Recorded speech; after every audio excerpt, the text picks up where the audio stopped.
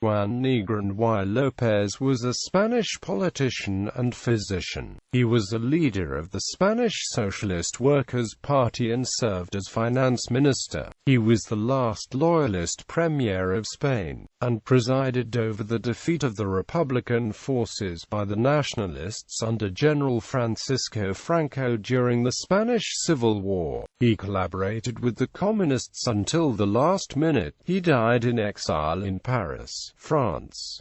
Early years. Born in Las Palmas, Negrín came from a religious middle-class family. He was a pupil of the Nobel Prize of Medicine winner Santiago Ramón y Cajal, qualified as a doctor in Germany, and later he became a professor of physiology at the Complutense University of Madrid at the age of 29.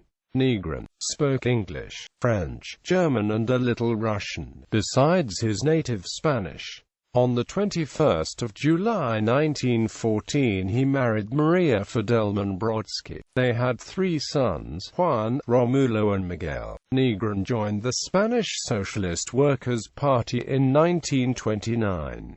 He belonged to the Indalecio Prieto faction, opposed to that led by Francisco Largo Caballero, left-wing extremists.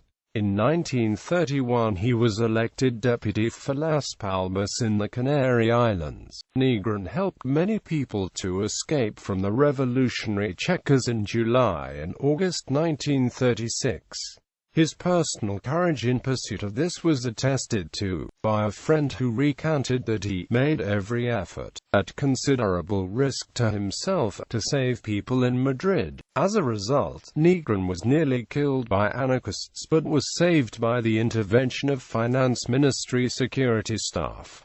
Minister of Finance. He was named Minister of Finance in September 1936 in the government of Francisco Largo Caballero. As the finance minister, he built up the Carabineros, a force of 20,000 men which was later nicknamed the 100,000 Sons of Negrín, in order to recover the control of the French frontier posts, which had been seized by the Confederación Nacional del Trabajo. He took the controversial decision to transfer the Spanish gold reserves to the Soviet Union in return for arms to continue the war, worth $500 million at the time. Critics argued that this action put the Republican government under the control of Joseph Stalin. Prime Minister. On 17 May 1937, Manuel Azaña named Negrín the 135th Prime Minister of Spain. Negrín's government included Indalecio Prieto, named Minister of War, Navy and Air, Julian Zugarza Goitia as Minister of Interior, the Communists Jesus Hernández Tomás as Minister of Education and Vicente Uribe as Minister of Agriculture, the Republicans José Jarrell as Foreign Minister and Bernardo Giner de los Rios as Public Works Minister, the Basque Manuel Irujo as Minister of Justice and the Catalan nationalist Jaime Aiguad Miro as Minister of Labour. Goals. His main objectives were to fortify the central government, to reorganize and fortify the Republican Army and to impose the law and order in the Republican-held area, against largely independent armed militias of the labor unions and parties, thus curtailing the revolution inside the Republic. He also wanted to break the international isolation of the Republic in order to get the arms embargo lifted, and from 1938 to search an international mediation in order to finish the war. He also wished to normalize the position of the Catholic Church inside the Republic. All this was intended to connect the Spanish conflict with World War II, which he believed to be imminent, although the Munich Agreement definitively made all hope of outside aid vanish.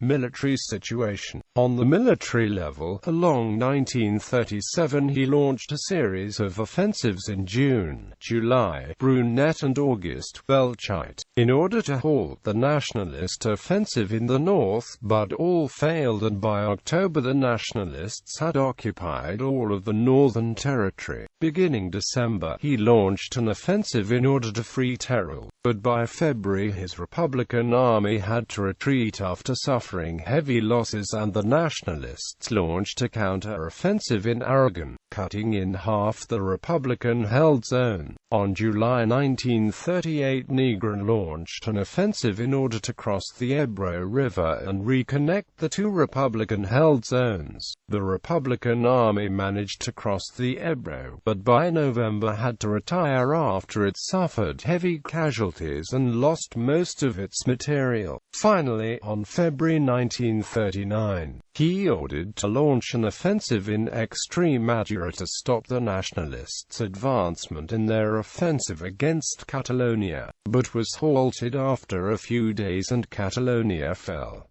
PCE's support. Although Negrin had always been a centrist in the PSOE, he maintained links with the Spanish Communist Party, whose policies at that point were in favor of a popular front alignment. Negrin relied on the Communists to curtail the anarchist wing of the Spanish left, and was forced to rely on the Soviet Union, then led by Joseph Stalin, for weapons and armament, because of the arms embargo imposed by the Non-Intervention Committee. Peace negotiations. The military situation of the Spanish Republic deteriorated steadily under Negrin's government, largely because of the superior quality of the opposing generals and officers, many of whom were veterans of the Rif War, and by 1938 the overwhelming advantage of the Nationalists in terms of men, aircraft and artillery provided by Germany and Italy. On May 1938, Negrin issued the 13 Points, a program for peace negotiations, including absolute independence of Spain, liberty of conscience, protection of the regional liberties, universal suffrage, and amnesty for all Spaniards, and agrarian reform, but Franco rejected any peace deal. Before the fall of Catalonia, he proposed, in the meeting of the Cortes in Figueras, capitulation with the sole condition of respecting the lives of the vanquished and the holding of a plebiscite so the Spanish people could decide the form of government, but Franco rejected the new peace deal. On the 9th of February 1939, he moved to the Central Zone with the intention of defending the remaining territory of the Republic until the start of the general European conflict, and organized the evacuation of those most at risk. Negrin thought that there was no other course but resistance, because the Nationalists rejected to negotiate any peace deal, to fight on because there was no other choice, even if winning was not possible, then to salvage what we could, and at the very end our self-respect.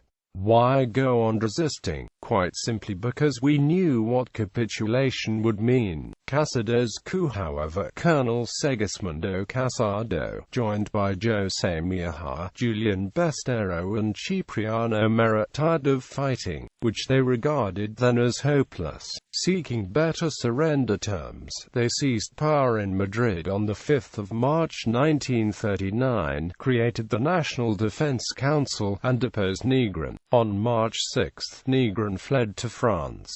Although the troops led by the PCE rejected the coup on Madrid, they were defeated by Cipriano Mera's troops. The junta tried to negotiate a peace deal with the Nationalists, but Franco only accepted an unconditional surrender of the Republic. Finally, all the members of the junta fled, and by 31 of March 1939 the Nationalists seized all the Spanish territory. Exile and death. Unlike Spanish President Manuel Azaña, Negrin remained in Spain until the final collapse of the Republican Front and his fall from office in March 1939. He organized the SERE to help Republican exiles. He remained Prime Minister of the Spanish Republican government in exile between 1939 and 1945 and died in Paris in 1956.